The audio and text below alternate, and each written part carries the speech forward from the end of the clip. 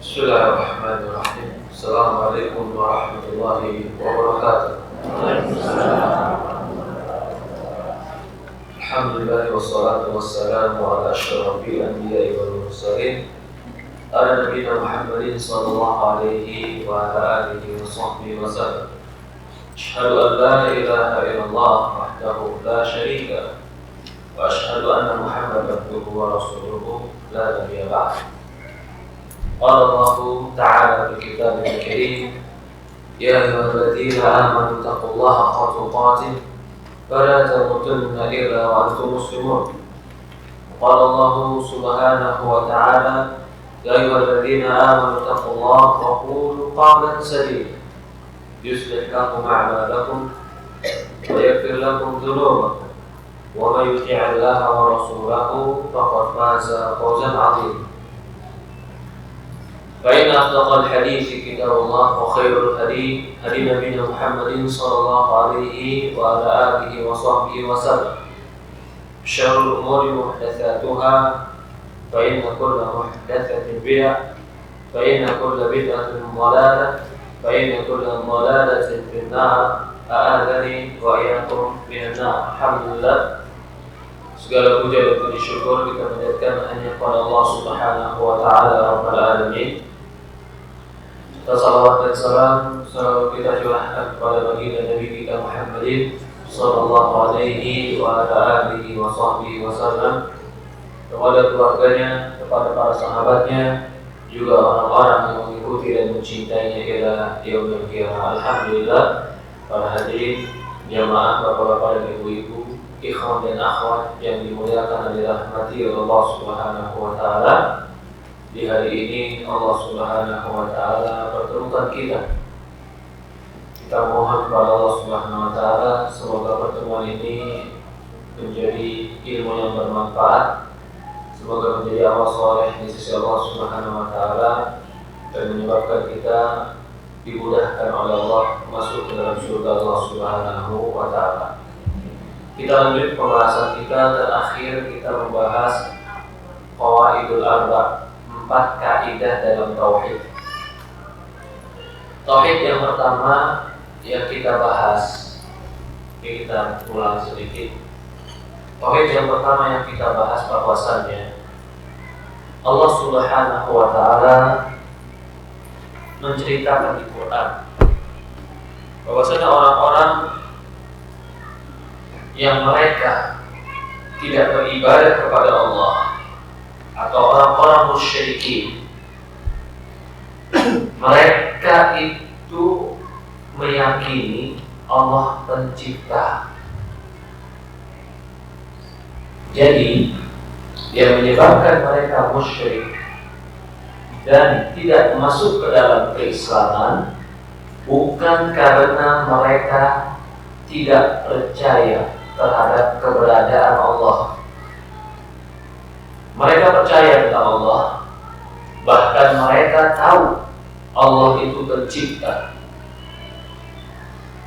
Dalil-dalil sudah kita sebutkan di dalam surat Yunus ayat 31, juga di dalam surat Yusuf, atau di dalam surat yang lain, di dalam surat ayat Zukhruf ayat 87, di dalam surat An-Naml ayat 62. Wala in sa'altahum man khalaqahum la yaquluna Allah. Kalau kalian tanya kepada mereka siapa yang telah menciptakan mereka, mereka pasti akan mengatakan yang menciptakan kami adalah Allah. Bahkan Iblis mengatakan, ya Allah, telah kau ciptakan aku dari api dan kau ciptakan Adam dari tanah. Iblis pun mengakui Allah pencipta. Ini kaidah yang pertama. Tetapi pengakuan Allah pencipta tidak memasukkan seseorang ke dalam Islam dan belum cukup memasukkan seseorang ke dalam Islam.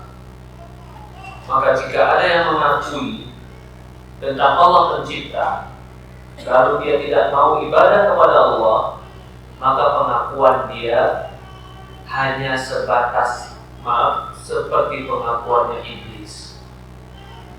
Iblis mengakui Allah menciptakan. Iblis mengatakan Rabbi, memanggil Allah dengan kalimat Rabb. Tapi iblis tidak mau ibadah kepada Allah Subhanahu wa taala. Ini poin yang pertama. Di sini kita pahami pengakuan saja Allah pencipta itu tidak cukup. Berarti harus ditambah. Kalau Allah saja yang menciptakan, maka Allah sajalah yang diibadahi. Allah. Maka Allah saja yang harus diibadahi. Maka hanya Allah Subhanahu wa taala yang disembah. Dari sini pula dipahami, jika ada orang yang menafsirkan dan mengartikan kalimat la ilaha illallah dengan tiada pencipta selain Allah, maka penafsiran ini adalah salah.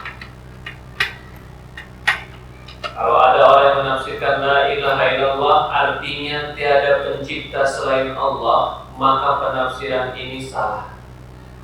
Kenapa salah, Pak? Apakah Allah bukan pencipta?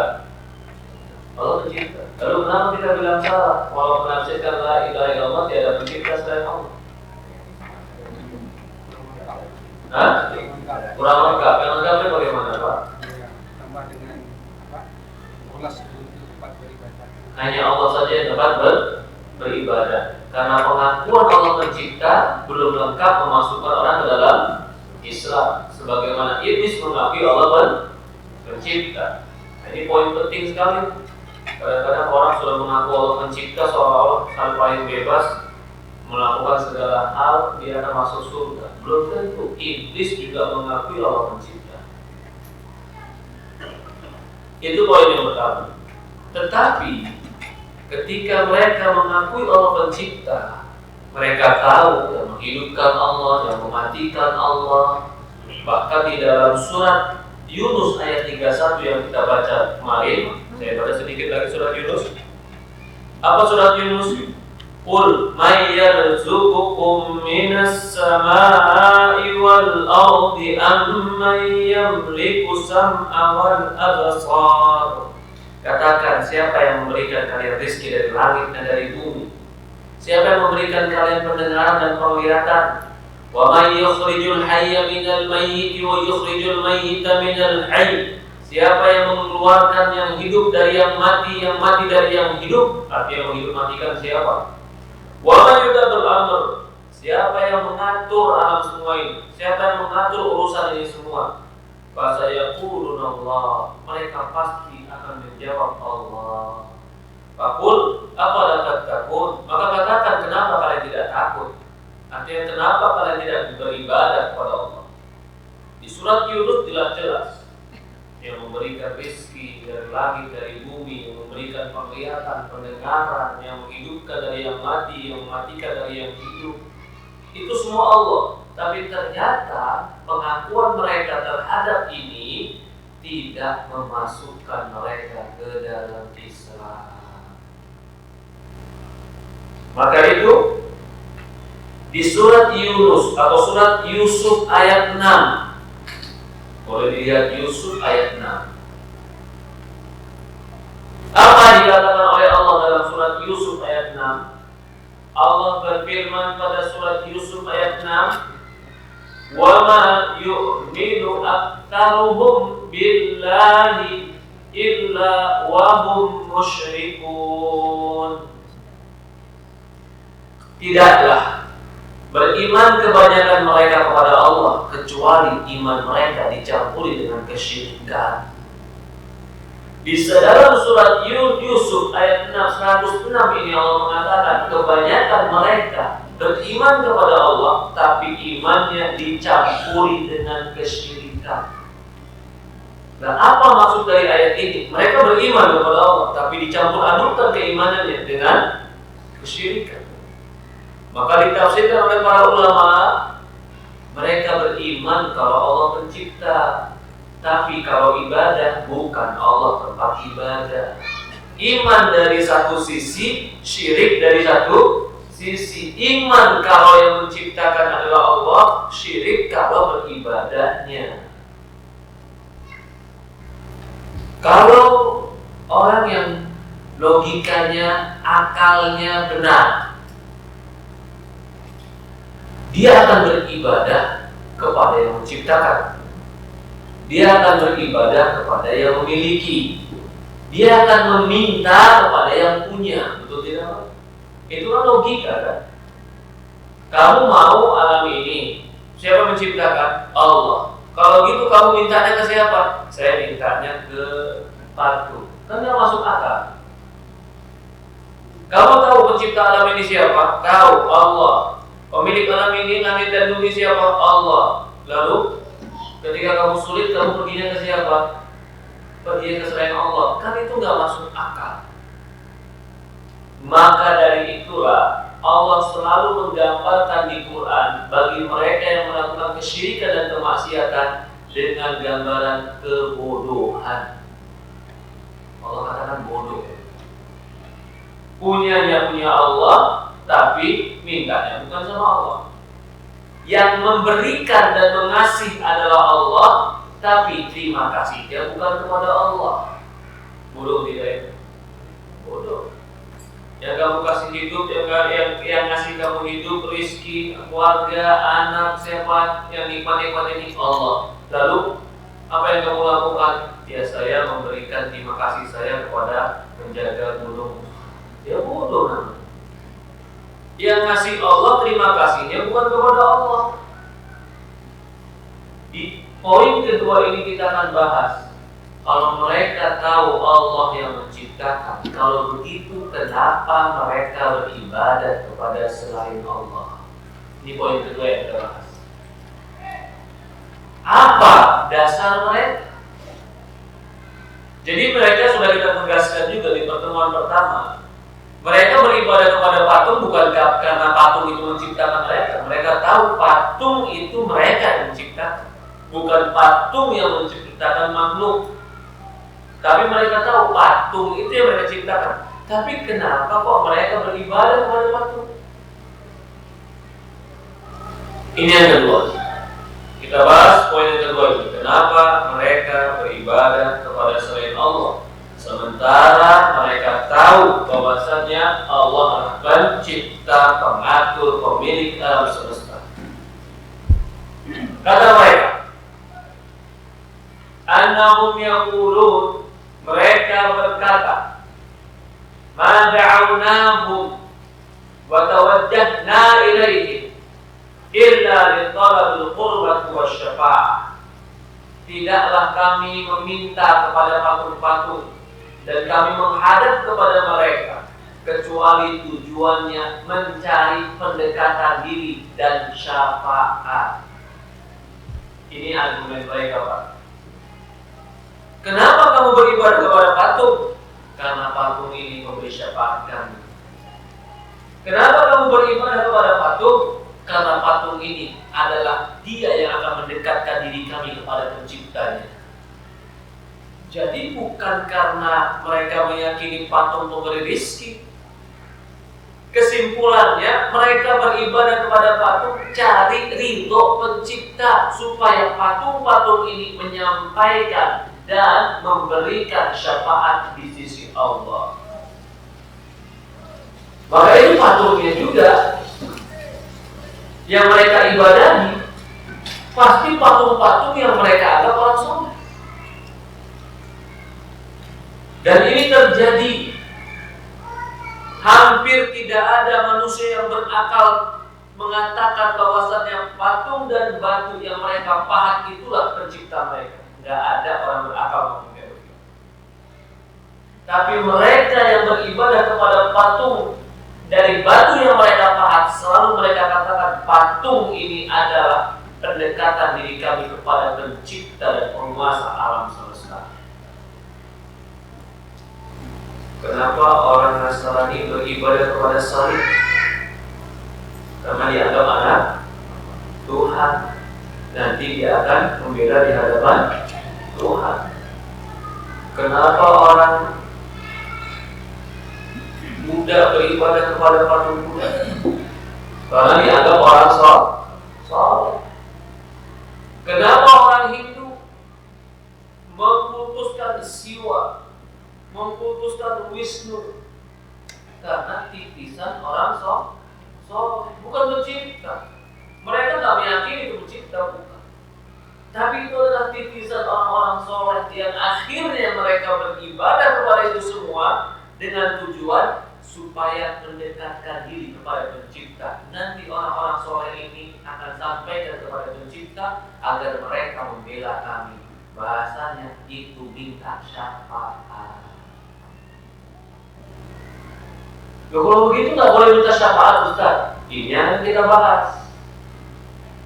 Apa itu syafaat? Dan bagaimana minta syafaat? Syafaat yang dibolehkan dan syafaat yang tidak dibolehkan. Ini yang akan kita bahas.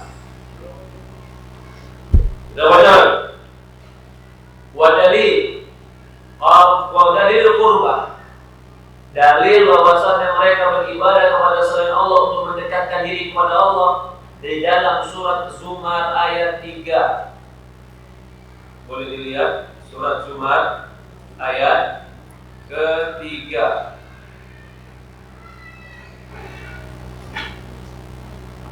Ala lillahi dinul khalis walladzina takhadu min dunihi awliya, dan orang-orang yang mengambil selain Allah sebagai wali. Orang-orang yang menjadikan selain Allah menjadi wali. Ada mereka jadikan wali selain Allah. Nah, begitu kalimat wali ini apa?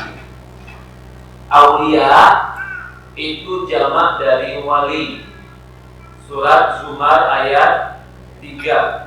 Ada yang buka? Coba buka terjemahan Indonesia. Apa dari terjemahan Indonesia di situ? Wali diterjemahkan apa?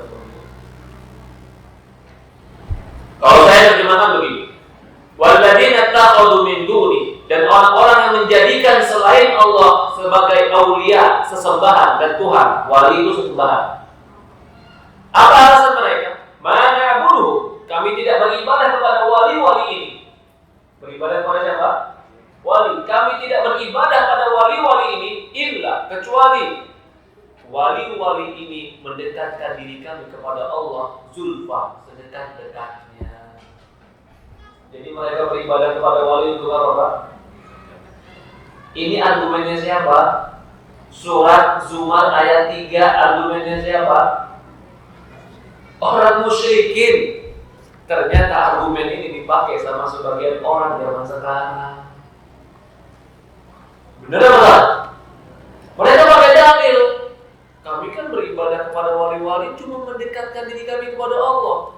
Perkataanmu ini mirip persis plek surat Az-Zumar ayat 3. Ketika mereka ditanya kenapa kalian beribadah kepada selain Allah, Allah jelaskan, alladzina takhadu min duni awliya, orang-orang yang menjadikan selain Allah sebagai wali-wali mereka. Mana bunuh? Argumen mereka, kami tidak beribadah kepada wali ini illa kecuali yuqarribuna ila Allah zulfa. Wali-wali ini mendekatkan diri kami kepada Allah. Mau ditafsirkan apa lagi ayat? Jangan-jangan ketika baca Quran ayat yang seperti ini ditutup nggak dibaca, sehingga nggak paham agama. Ketika kita bilang jangan minta sama selain Allah, jangan minta kepada apapun, minta kepada Allah. Jawabannya apa? Kami nggak minta, kami cuma beribadah supaya ini yang dikubur belain kami, dekatkan kami kepada Allah. Kamu jangan berlebihan. Kami nggak beribadah, cuma Dia mendekatkan diri kami kepada Allah. Kita bilang argumen persis seperti argumen orang musyrikin. Ini makanya surat Az-Zumar ayat 3 perlu dipahami. Maka saya bilang tadi, kalau diterjemahkan di situ apa, Pak? Karena ini terjemahan saya. Dan saya meyakini terjemahan saya benar. Bahwa tadi apa terjemahannya, Pak? Pelindung. Pelindung dan berharap akan mendekatkan kami kepada Allah. Oke, diartikan pelindung Pak, ya. Bahasa Arabnya baca, apa bahasa Arabnya? Aulia. Aulia itu jamak dari wali. Kenapa diartikan pelindung? Kalau pelindung kan nanti orang berargumen banyak. Udah artikan saja, mereka beribadah kepada wali-wali. Walaupun dalam bahasa Arab nggak salah, pelindung itu wali. Tapi bukan hanya wali pelindung itu, ketua, Tuhan, pelindung, peminta itu wali. Dan yang dianggap wali orang sekarang pun terkadang itu adalah wali maksudnya. Karena bahasa wali, bahasa kita itu wali, Pak, itu serapan dari bahasa Indonesia, bahasa Arab. Wali kota artinya dia bertanggung jawab pemimpin dalam kota itu, ya kan? Wali hakim artinya dia yang bertanggung jawab terhadap akad nikah sebagai hakimnya, sebagai walinya. Lalu gitu. Berarti wali itu kan pemimpin, pelindung. Lah, kenapa kalian beribadah kepada wali-wali kalian? Apa jawaban mereka? Kami beribadah kepada wali untuk mendekatkan diri kepada Allah. Bahasa Arabnya aulia, itu jamak, mufradnya adalah wali. Dalil yang kedua, argumen yang kedua mereka katakan kami beribadah untuk mendapatkan syafaat. Kalau tadi bukan dapat syafaat, beribadah kepada wali-wali dalam acara ritual ibadah kepada wali ini supaya jalan untuk mendekatkan diri kepada Allah. Bukan sebagai syafaat, tapi sebagai cara mendekatkan diri kepada Allah. Allah bantah itu. Apa kata Allah? Ya. Inna Allah yahkumu bainahum bima hum fihi yakhtalifun. Allah akan hakimkan ini. Allah akan putuskan ini terhadap apa yang kalian perselisihkan. Perselisihkan apa sih? Syirik dan tauhid. Kata Allah, Inna Allah la yahdi huwa man kadhibul kafar. Allah tidak akan memberikan petunjuk kepada mereka yang berdustai dan kufur. Allah tegaskan mereka kadzab, pendusta, dan Allah tegaskan mereka adalah kafar, kufur. Ya, yang kedua, dari mereka mengatakan kami beribadah karena ingin mendapatkan syafaat. Ini akan kita bahas apa itu syafaat. Apakah syafaat itu ada atau syafaat itu tidak ada? Ini kita bahas.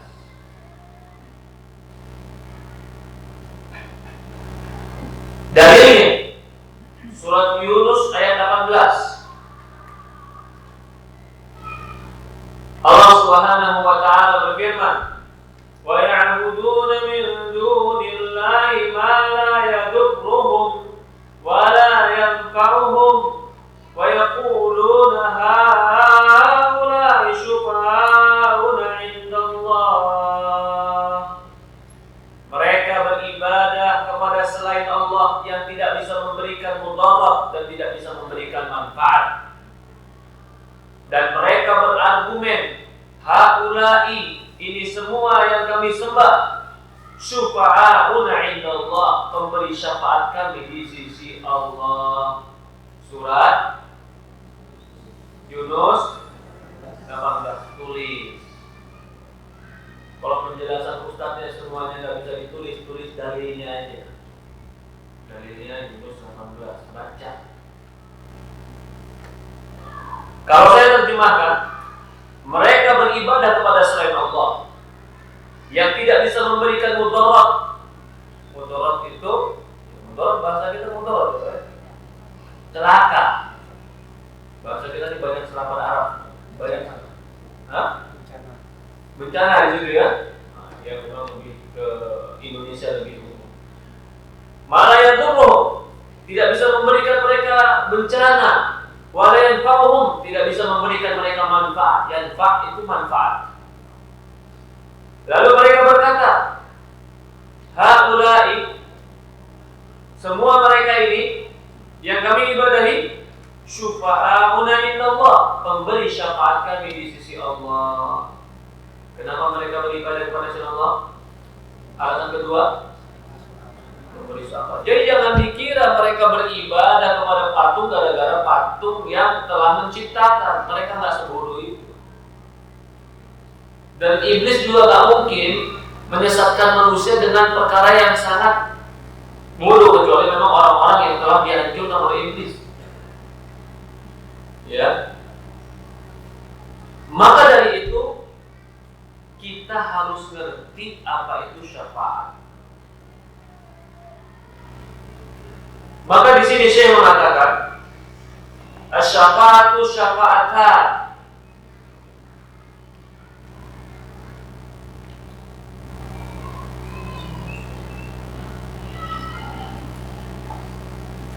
Syafaat itu ada dua kata Syekh. Yang pertama syafaatul manfiyah, syafaat yang ditiadakan. Yang kedua syafaatul mutsbitah, syafaat yang dibolehkan dan ditetapkan. Jadi syafaat ada dua, ada syafaat yang boleh dan ada syafaat yang tidak boleh. Kita akan bahas itu. Bagaimana syafaat boleh, bagaimana syafaat tidak boleh, dan apa syafaat itu.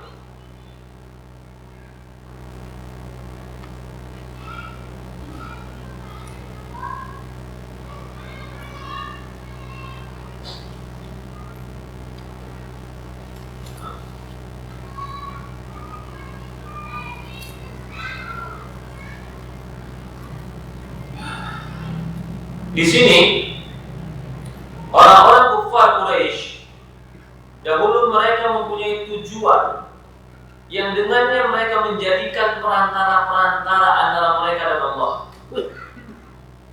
Kelompok yang pertama mengatakan, kami tidak pantas ibadah kepada Allah kecuali harus dengan perantara. Karena bentuk pengagungan kami kepada Allah, maka kami menjadikan sesembahan-sesembahan ini sebagai perantara kami dan Allah agar kami mendekatkan diri kepada Allah sedekat-dekat. Ini argumen yang pertama. Argumen yang kedua mengatakan, ini yang diibadahi dari malaikat, ataupun yang diibadahi orang soleh, ataupun yang diibadahi adalah para nabi. Mereka mengatakan yang kami ibadahi ini memiliki keagungan dan kedudukan di sisi Allah. Kedudukan mereka yang tinggi yang kami tidak miliki.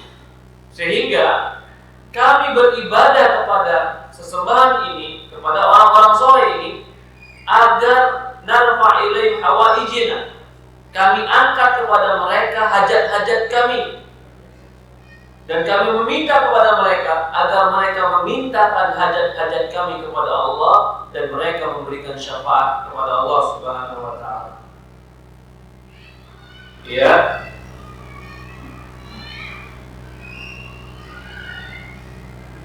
Ini dua argumen mereka. Kalau mereka telah menetapkan bahwasanya Allah itu pencipta, lalu kenapa mereka beribadah kepada selain Allah? Maka mereka beribadah kepada selain Allah karena keyakinan mereka bahwasanya patung-patung yang mereka sembah itu mendekatkan diri kepada Allah, dan mereka tidak pantas untuk beribadah kepada Allah kecuali dengan patung-patung itu. Ada yang mengatakan, kami jadikan patung-patung ini cuma sekedar arah dalam sholat kami. Sebagaimana kiblat kami jadikan arah dalam ibadah kami. Ada lagi yang mengatakan bahwasanya kami meyakini setiap kerajaan syaitan wakilan bi amrillah. Faman 'abda as-sanam haqa ibadati wa qala syaitan hawaij bi amrillah wa illa asaba syaitan tadukbat bi amrillah. Jadi ini semua ada argumen-argumen mereka yang mereka sebutkan selain Allah Subhanahu wa taala, yang mereka ibadahi selain Allah Subhanahu wa taala. Maka di sini Allah Subhanahu wa taala menyebutkan pada surat Asy-Syura ayat 98 dan 97 tentang makna daripada kesyirikan dan apa yang mereka perbuat adalah kesyirikan. Surat Syu'ara ayat 97-98. Tallahi in kunna fi dhalalin mubin. Demi Allah, kami ini di kesesatan yang sangat nyata. Id nusawwikum bi rabbil alamin. Ketika kami menyetarakan kamu dengan Allah Rabbul Alamin. Jadi ketika mereka menyetarakan Allah dengan yang lainnya, maka mereka telah dalam kesesatan.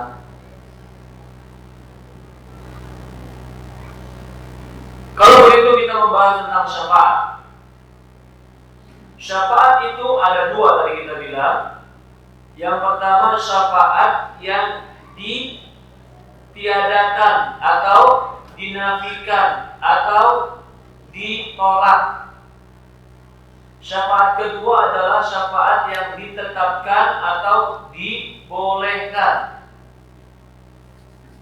Dari mana kita mendapatkan ini? Dari dalil-dalil Al-Quran. Pertama, dalilnya ya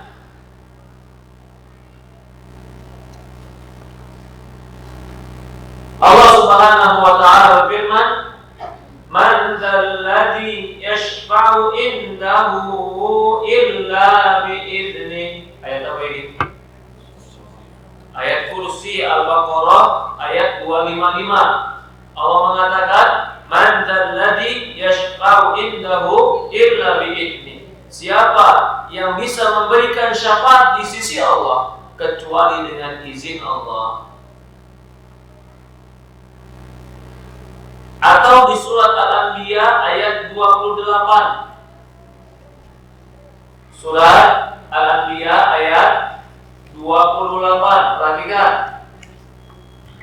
Allah Subhanahu wa ta'ala berfirman, kata Allah Subhanahu wa ta'ala, "Wa la yashfa'una illa liman irtadha."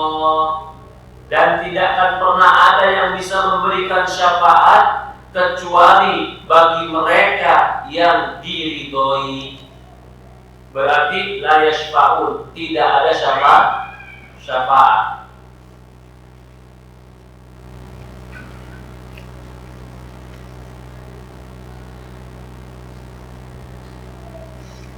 Di dalam ayat yang lain Allah Subhanahu wa ta'ala berfirman, "Kam min malakin fis samawati wal ardi la tughni syafa'atuhum syai'an illa min ba'di an ya'lama Allah liman yasha'u wa yarda." Berapa banyak malaikat di langit dan di bumi. Kam min malakin fis samawati wal ardi la tughni syafa'atuhum syai'an. Syafaat mereka tidak berarti sedikit pun kecuali bagi mereka yang Allah izinkan dan Allah ridhoi.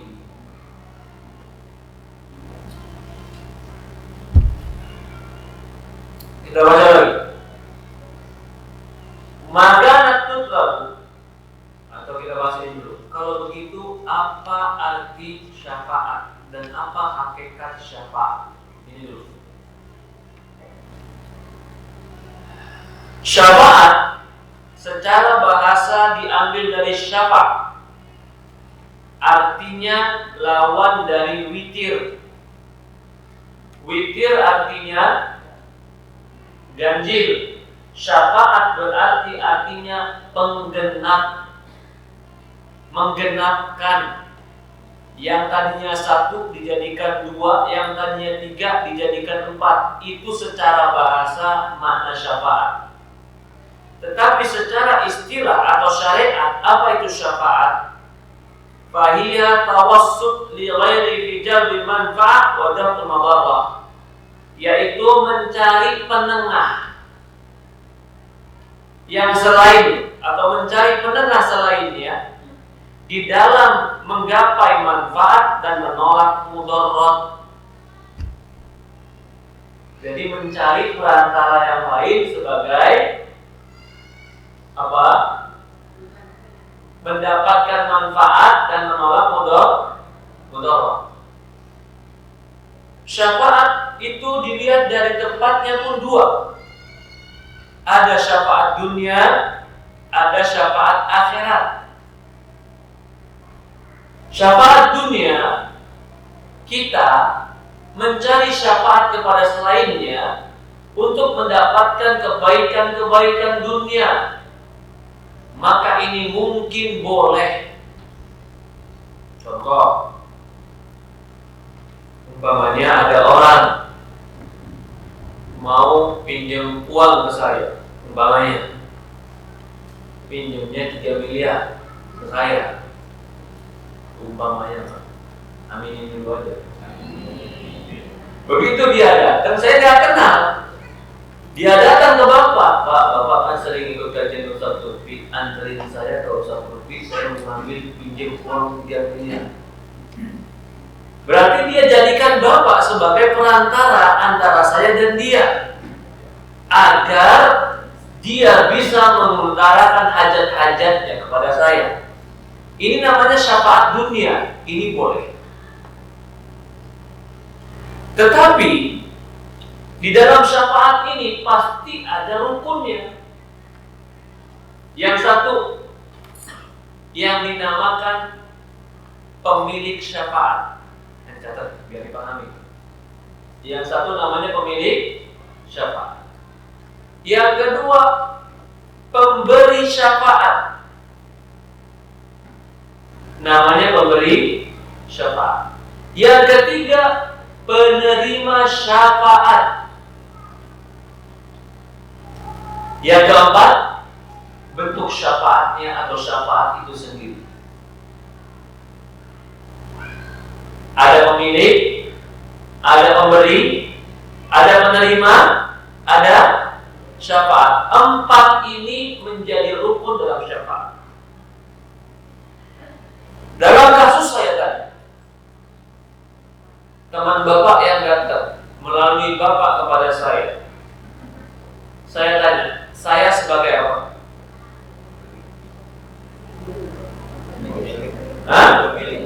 Pemilik syafaat. Bapak sebagai apa? Bapak sebagai pemberi syafaat. Teman bapak yang datang yang mengutang sebagai penerima syafaat. Apa bentuk syafaatnya? Dikasih uang 3 miliar. Berarti keputusan iya atau tidak ada di siapa? Pemilik. Mungkinkah pemilik memberikan syafaat kalau pemberi syafaat juga tidak dikenal? Penerima syafaat mungkinkah dikasih kalau saya juga tidak ridho? Tidak. Maka dari itu, pemberi syafaat dan penerima syafaat itu harus memenuhi syarat. Apa syaratnya? Pemberi syafaat itu syaratnya harus ridho dari pemilik dan izin dari pemilik.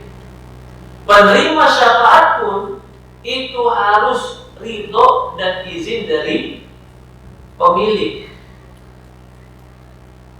Ya, kalau bapak datang kepada saya dengan orang yang saya pernah katakan saya tidak ridho kepada dia, bisakah bapak memberikan syafaat?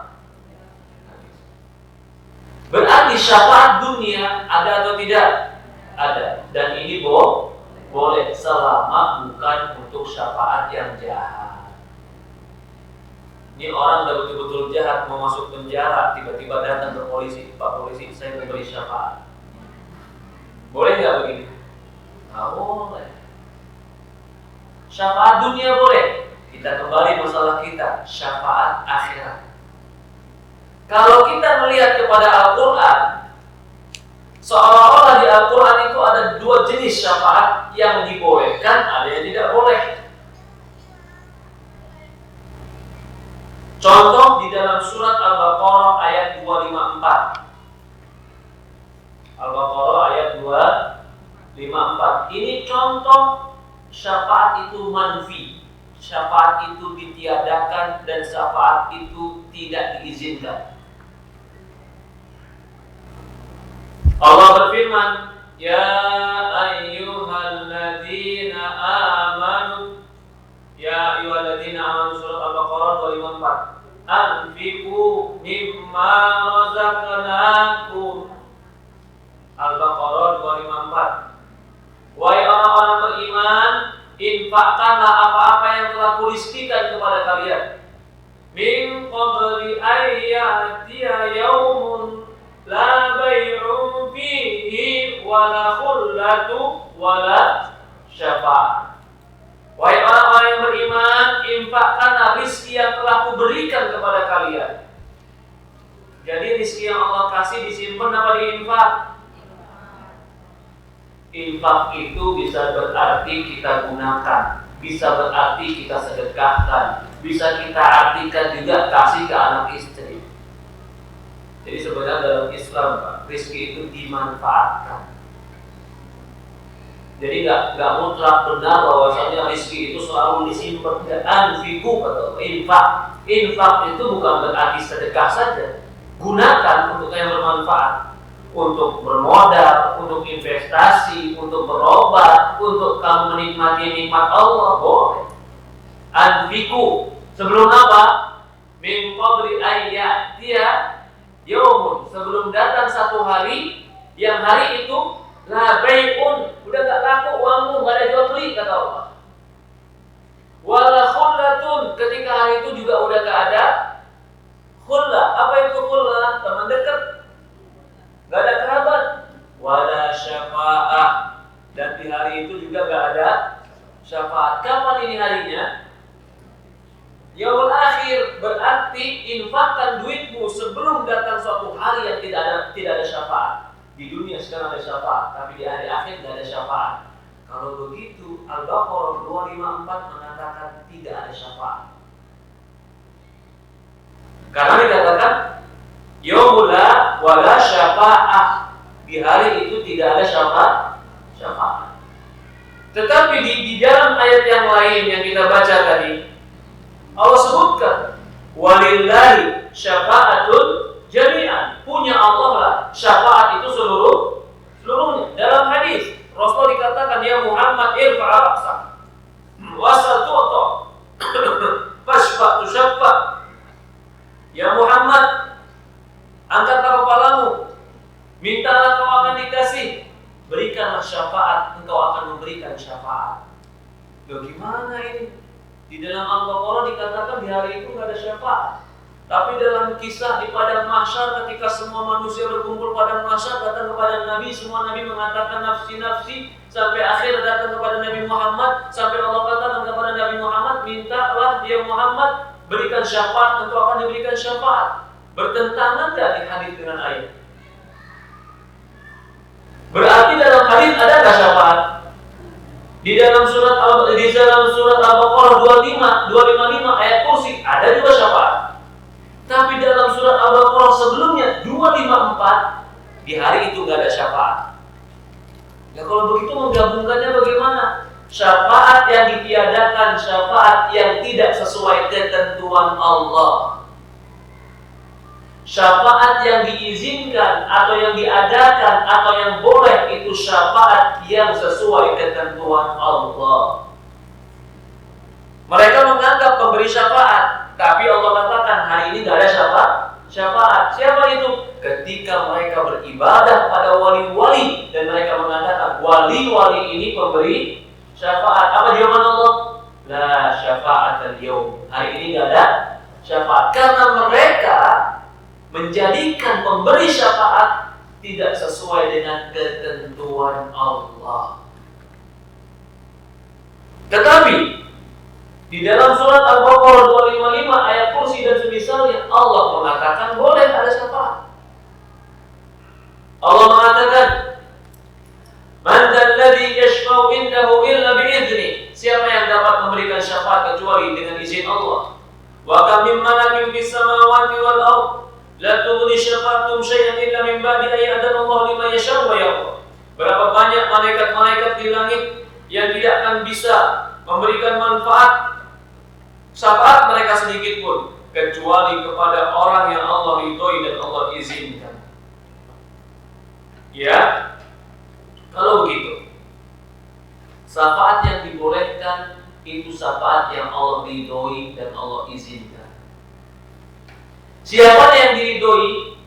Pemberi syafaat. Siapa yang diizinkan? Penerima syafaat. Pemberi syafaat harus diizinkan. Penerima syafaat harus diridhoi. Kalau pemberi syafaat tidak diizinkan, dia tidak akan pernah bisa memberikan syafaat.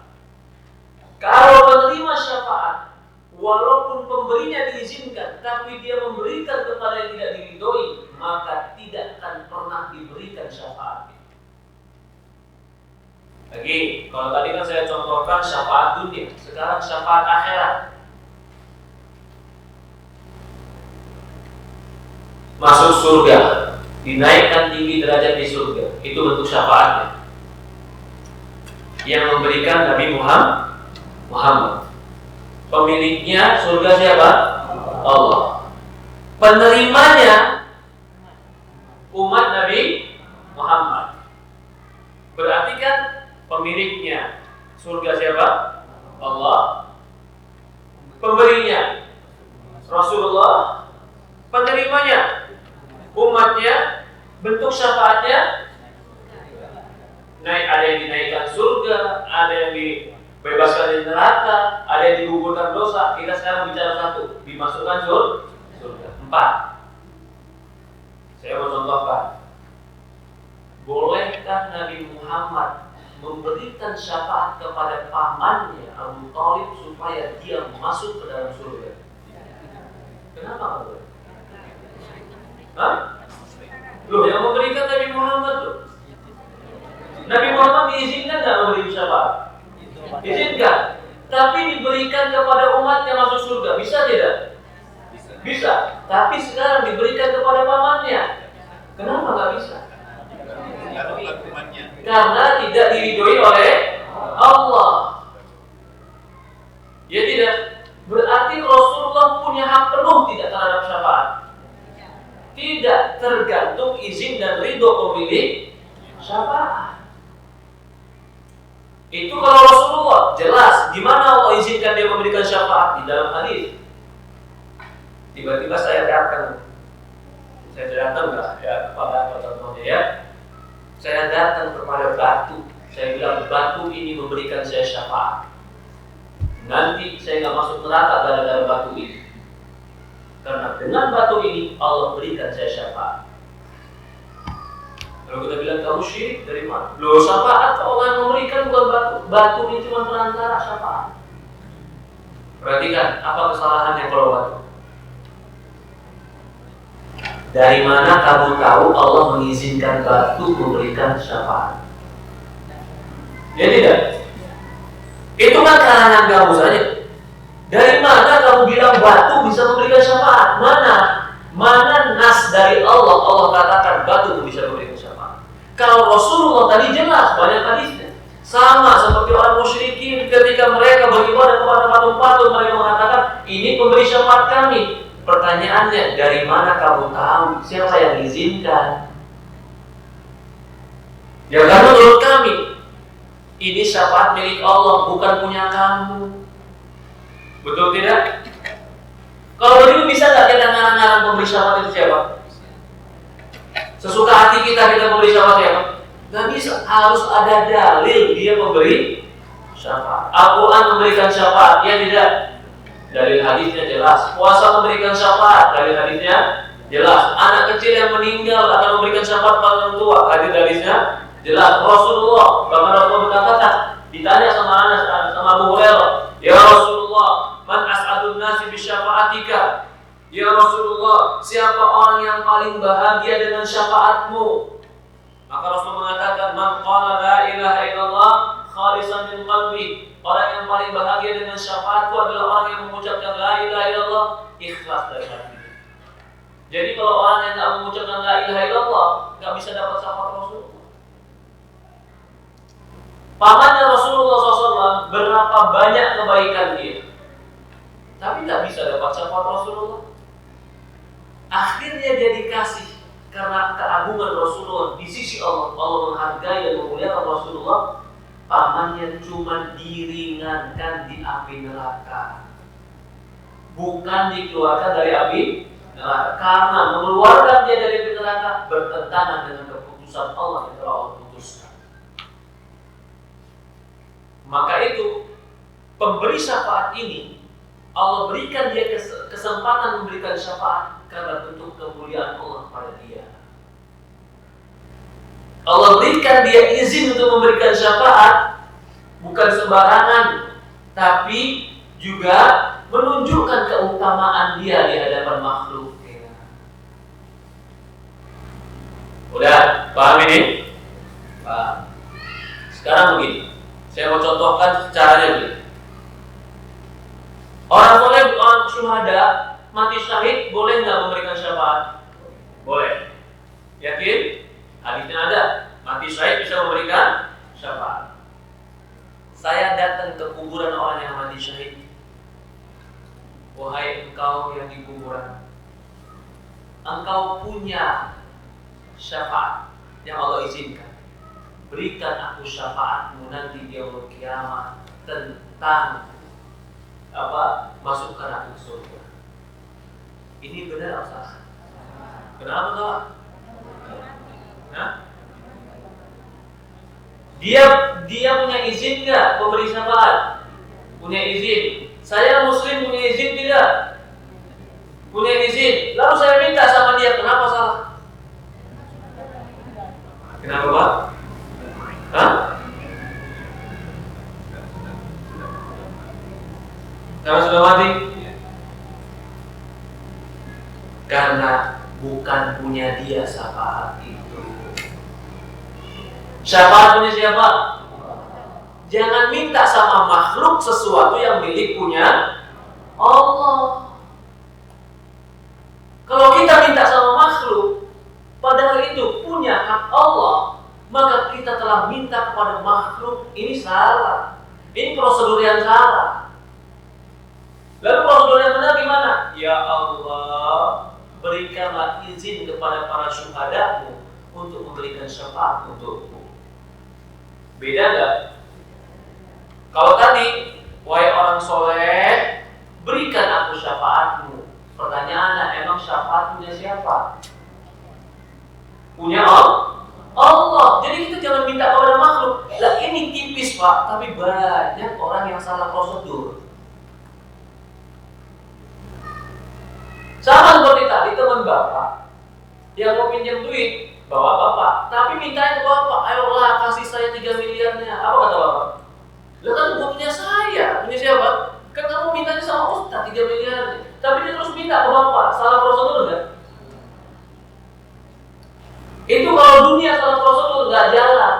Kalau akhirat dia minta kepada selain Allah, jatuh beribadah kepada selain Allah. Karena terkadang bukan hanya minta, dia puasa untuk kuburan itu, dia tawaf untuk kuburan itu, dia sedekah buat kuburan itu, dia iktikaf di kuburan itu dengan alasan supaya pemilik kuburan ini tahu bahwasanya saya sedang minta supaya dia berikan saya syafaat. Jadi dia curahkan segala bentuk penghambaannya kepada kuburan. Ini salah.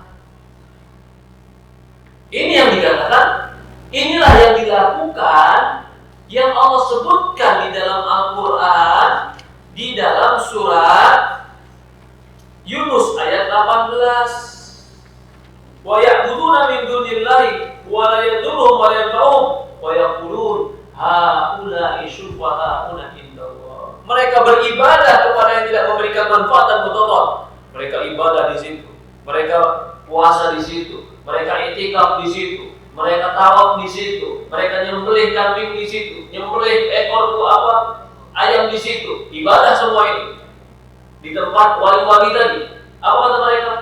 Wali-wali ini memberi syafaat kami di sisi Allah. kalian salah prosedur. Itu bentuk kesyirikan. Bagaimana yang benar? Ya Allah, Ya Rahman, Ya Rahim, Kaulah pemilik syafaat.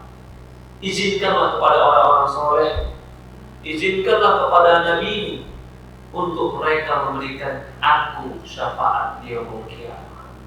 Kalau begini bahasanya, mintanya ke siapa? Allah. Gak bakalan pernah jadi syirik, karena mintanya kepada Allah. Ini poin yang kedua. Ternyata setelah mereka mengakui Allah pencipta, mereka tidak mau ibadah kepada Allah karena argumennya kami ingin mendekatkan diri kepada selain Allah. Sudah jam 11, insya Allah kawan-kawan di poin yang ketiga dari 4 poin tentang tauhid.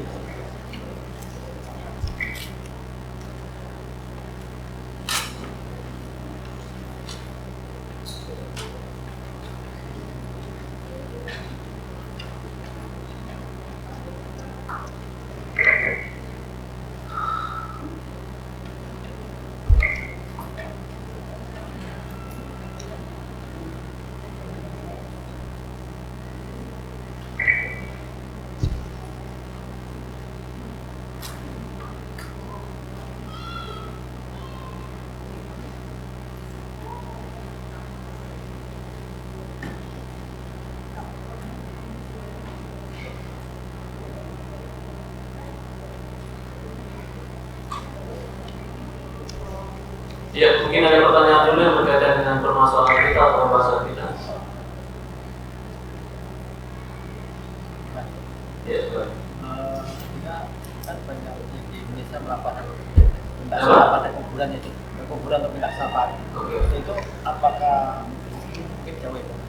Apakah itu ada? Apakah untuk ujian itu ada? Jadi masalah orang jahil itu artinya nggak tahu. Apakah ada orang tidak tahu matahari itu panas? Hah? Nggak. Orang buta yang nggak pernah lihat matahari ditaruh di tengah lapang, dia tahu matahari panas. Ya tidak? Jadi masalah ujur bijal, kapan orang dikatakan nggak tahu? Ini masalah yang rumit. Kalau masalahnya seperti matahari di siang bolong, kalau dia bilang nggak tahu, itu nggak bisa. Nggak ada orang yang nggak tahu. Tapi kalau begini, masalahnya adalah apa hukum ya dalam agama. Contoh masalahnya apa hukum dalam agama orang yang menyembelih tanpa bismillah. Itu kan masalah yang memang harus dibahas.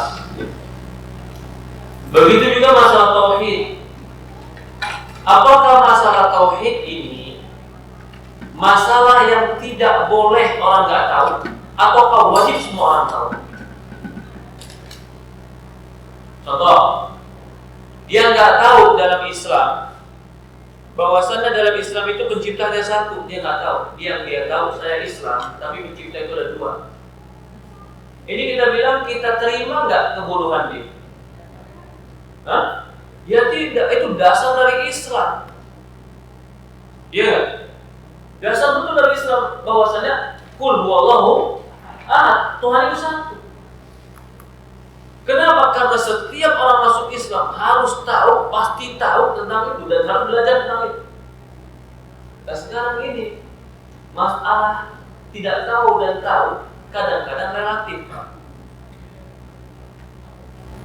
Relativitas itu. Di negeri kita yang tahu dakwah sunnah dengan yang tahu dengan yang tidak tahu dakwah sunnah banyak kan? Hah? Tidak tahu. Di Saudi Arabia yang tahu dakwah tauhid dengan yang tidak tahu dakwah tauhid banyak kan? SD belajar kitab tauhid, SMP belajar kitab tauhid, SMA belajar kitab tauhid. Ditanya sama ulama Saudi, Syekh, apa hukum orang tidak kuburan yang hanya orang Arab? Apa kata Syekh? Ya nggak diterima jahilnya. Kamu dari SD udah belajar, SD, SMP, SMA udah belajar. Tiba-tiba kamu bertanya seperti ini, kufur kata Syekh. Lalu fatwa itu dibawa ke Indonesia, kata Syekh yang begini kufur. Lah di Indonesia dari kecil dibelajar suruh minta mana? Hah? Suruh minta wali. Bahkan orang yang mengingkari dianggap Wahabi. Orang yang mengerjakan dianggap ulama dan kiai. Dia nggak pernah tahu bahasa Arab, nggak pernah tahu dalil Quran, nggak pernah tahu dalil hadis. Lalu kita bilang, saya bawa fatwa buat kamu itu nggak diterima jahil. Nggak bisa. Background berbeda, pemahaman berbeda. Dia masih ada syubhat, masih ada kerancuan dalam pikiran dia. Pengetahuan belum pernah masuk menyerap dalam. Bukan dia tidak tahu, Ustaz dakwah kita tahu tapi nggak ngerti. Maka itu, ini masalah memang dalam juga. Udzur bil jahal itu apakah sampainya ilmu atau pahamnya ilmu? Ada beda Pak, sampainya ilmu sama pahamnya ilmu beda. Quran saya di buku saya bahasa Arab semua nih Pak. Saya kasih ke Bapak, pelajari, pahami. Kalau kamu melenceng daripada ini kamu kafir. Ini buku bahasa Arab semua. Ilmu udah sampai belum sama Bapak? Hah? Sudah sampai? Paham belum? Udzur bil jahal itu sampainya ilmu atau pahamnya ilmu? Kalau mereka enggak, yang bermudah-mudahan mengkafirkan itu, pokoknya buku ini buat antum pegang, antum nggak paham dan paham, antum kafir. Karena penting sampainya ilmu. Kalau kita enggak, sampainya ilmu tapi dia buka nggak paham, dibuka aja masih kembali, gimana mau baca? Maka harus pahamnya ilmu. Pahamnya ilmu, apakah sekali memahamkan langsung paham? Apalagi orang di Facebook udah debat, saya sudah pahamkan dia, tapi dia terkeras kepala, dia nggak mau, dia itu nggak terima jahil. Kamu menerangkannya aja masih ngalor ngidul. Kamu sendiri baca tulisan kamu masih bingung. Kamu anggap tulisanmu harus paham orang lain, nggak bisa. Ini masalah udzur bil jahal. Kadang-kadang orang-orang terlalu bergampang-gampangan menghakimi orang menjadi kafir. Itu bukan hukuman jalanan. Itu harus ada hukuman pengadilan. Menghakimi orang menjadi maling, boleh gak dihakimi jalanan Pak? Harus ada pengadilan. Maling loh, bukan masalah iman dan kekufuran. Apalagi masalah iman dan kekufuran. Sekarang timbul bertanya, kalau gitu Ustaz, orang-orang yang minta kekufuran itu kafir atau enggak? Apa kita terima jahilnya?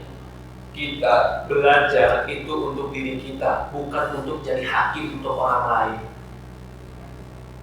Pahami ini dulu. Kita belajar tadi untuk apa? Untuk menghakimi orang lain, atau untuk menjaga diri kita. Adapun orang lain kafir atau tidak, sampaikan dulu. Lalu bukan terima Ustaz, apa mereka kafir? Kamu bukan hakim. Karena yang namanya sampai hakim keputusan itu harus ada bukti, harus ada saksi, harus ada ilmu yang dikasih tahu, harus hilang syubhat. Barulah nanti harus ada pembelaan, apa yang menjadi kerancuan dia, barulah dijatuhkannya hukum. Begitulah dalam Islam. Jadi apakah diterima udzur bil jahal? Kita pertanyakan, udzur bil jahal itu adalah perkara yang perlu dilihat. Ada perkara yang tidak boleh uzur setiap orang Islam. Contohnya tentang Allah itu Esa, itu nggak boleh diterima orang yang mengatakan nggak tahu Allah itu Esa. Tapi ada perkara-perkara yang kaum muslimin itu selip nggak tahu, tergantung tempat dan tergantung waktu dan tergantung daerah. Jadi bagaimana sikap kita tentang udzur bil jahal? Kita katakan ada udzur bil jahal, tapi ada perkara yang tidak diterima udzur. Dipahami Pak? Allah itu satu. Kalau ada orang mengatakan Allah itu dua, uzurnya diterima. Karena kulullahu Pancasila mengatakan ketuhanan yang Maha Esa. Jadi keesaan Tuhan itu sudah mutlak, semua orang tahu. Tapi minta kepada orang soleh. Nah ini kan masalah. Gak terima Ustaz uzurnya. Artinya kalau kafir kan semua orang kaum muslimin. Ya. Dan saya gak sepakat dengan orang-orang seperti itu. Kalau seandainya pun dia telah tidak diterima uzurnya, apakah kau menjadi hakim untuk orang lain dan mengkafirkan orang lain? Lebih baik mana? salah menghukumi dia menjadi muslim atau salah menghukumi dia menjadi kafir. Dia ini muslim, Pak, tapi kita ragu perbuatannya jadi kafir atau enggak. Mana yang lebih baik? Tetap dalam kita hukumi dia tetap dalam Islamnya atau kita katakan dia jadi kafir? Tetap dalam Islamnya. Karena kalau kita salah menghakimi dia, kita telah keluar dari hukum dohirnya. Dohirnya muslim, pernikahannya batal, warisannya batal, sholat dia batal, jadi imam batal, semuanya batal. Dikuburkan di tengah kaum muslimin pun haram. Konsekuensinya banyak. Bukan sifat seorang ahlus sunnah salafi yang bermudah-mudahan mengkafirkan orang lain. Gak boleh kita bermudah-mudahan mengkafirkan orang lain. Kita belajar untuk diri kita, bukan belajar untuk menghakimi orang lain. Kalau yang lain, silakan. Gimana dengan ahli bid'ah itu? Apakah kita bisa melakukan usul? Mungkin dia nggak tahu. Tergantung orangnya, Pak. Kalau orangnya awam, nggak tahu bahasa Arab, buku ini saya kasih pun dia nggak tahu, kita berharap mudah-mudahan dia kasih uzur. Tapi kalau yang udah pernah belajar di Timur Tengah, udah belajar buku-buku Ahlussunnah, tahu, Pak, ada yang seperti itu. Bahkan ambil S3, ambil ke Timur Tengah, ambil buku ini Ahlussunnah, tahu akidah Ahlussunnah. Tapi begitu pulang ke Indonesia, tujuan karena dunia dan mencari masa, dia membenarkan. Kita khawatir yang seperti ini tidak diberikan uzur di hadapan Allah Subhanahu wa taala. Allah Subhanahu. Ya. Silakan. Yang memberi syafaat di akhirat juga ada antara dua orang ini tidak bertemu temannya di surga dan tidak bertanya pada Allah. Orang soleh. Iya. Iya, memang ada hadisnya. Nanti teman-teman yang soleh ketika masuk surga, semua dia dapatkan di surga, kecuali nanti dia cari temanku dulu mana yang suka sholat istiqamah. Maka Allah dia tanya kepada Allah, ya Allah si fulan kemana? Maka Allah katakan, kau lihat dari neraka, kalau dia ada bawa dia ke surga. Maka dimasukkan ke surga oleh Allah Subhanahu wa taala.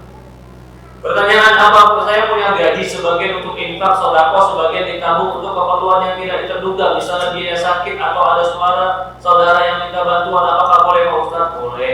Nabung itu boleh. Nggak mutlak juga nabung nggak boleh. Kalau saya katakan anfiku infak, maksudnya jangan, nih perhatikan lagi. Allah juga mengatakan di Quran, jangan kita terlalu pelit, juga jangan terlalu boros.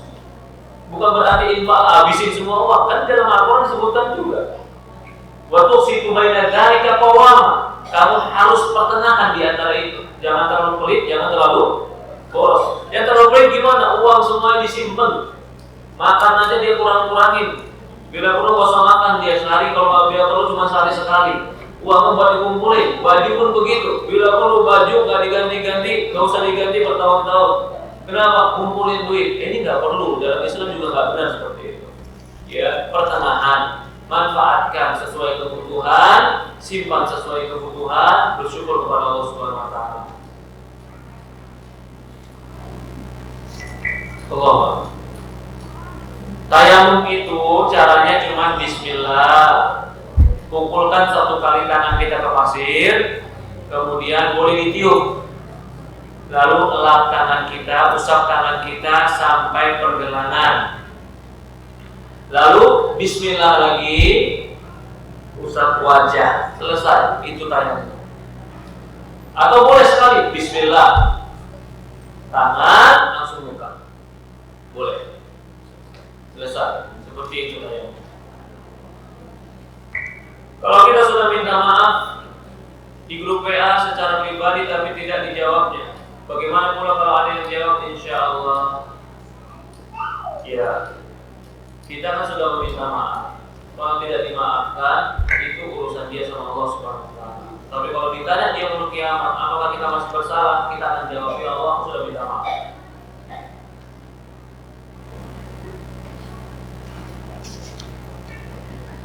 Rasul jika sesuaikah dengan tuntunan Rasulullah jika kita membaca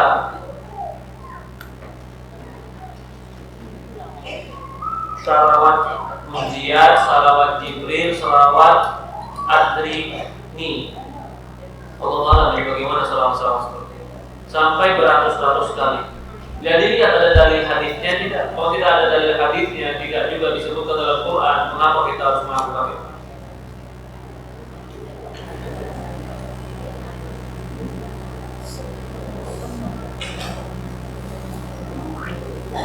Ustaz, saya bertanya, jika suami saya bekerja di tempat yang ada menjual alkoholnya, tetapi dia sebagai driver, apakah berdosa Ustaz? Bagaimana dengan rezekinya? Apakah halal Ustaz? Kalau memang pekerjaan itu dan perusahaan itu biaya ataupun permasukan terbesar dari alkohol, maka dia haram. Karena memang perusahaan alkohol. Karena Rasul mengatakan yang memerasnya, yang membawanya, yang menjualnya semua haram. Kalau memang yang terbesar adalah dari situ. Tapi ini bukan. Ini perusahaan, contohnya perusahaan sembako atau perusahaan sebuah minimarket. Alkohol itu cuma ada item-item yang 1-2 dipersentasekan mungkin nggak nyampe 5 atau 2% dari pendapatan secara umum. Maka kita nggak bisa mengatakan haram secara mutlak. Tapi ini ada syubhat di situ. Kalau dia bisa menghindar dari syubhat itu lebih baik. Tapi kalau dia nggak bisa menghindar dari syubhat itu, maka tetap berusaha terhindar dan sedekahkan sebagian uang untuk menghindarkan syubhat. Ya, karena persentase kebanyakannya halal, ada persentase sedikit yang haram dan bukan menjadi jualan utamanya yang haram. Allah, kalau bisa dia terhindar dari syubhat itu lebih baik.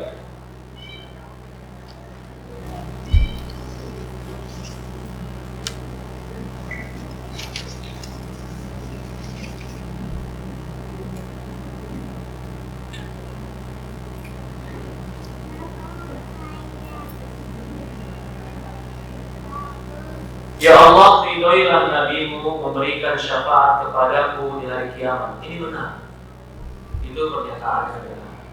Ada lagi pertanyaan lain? Cukup sampai di sini. Ya, sudah 1 jam lebih pertemuan kita. Kurang lebih mohon maaf. Subhanakallahumma wa bihamdika, asyhadu an la ilaha illa anta, astaghfiruka wa atubu ilaik. Assalamualaikum warahmatullahi wabarakatuh.